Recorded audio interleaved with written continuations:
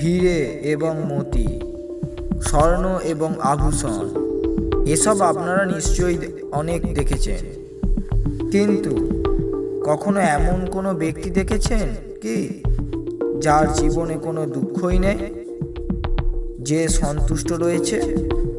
দেখেননি। এই পৃথিবী লোকে অসীম সম্পদশালীও শান্তিতে ঘুমোতে পারে না। আপনি জানেন এই পরিস্থিতির মূল কারণ কি? দৃষ্টিভঙ্গি। পথে পড়ে থাকা পাথর কারোর জন্য দুঃখের কারণ হয়ে ওঠে, কিন্তু সেই পাথরই অন্য কারোর জন্য সুখের কারণ হয়ে ওঠে। তার বিশ্রামের স্থান হয়ে ওঠে, তাকে ছায়া প্রদান করে। পাথরটি একই রয়েছে, কিন্তু দৃষ্টিভঙ্গি সম্পূর্ণ ভিন্ন।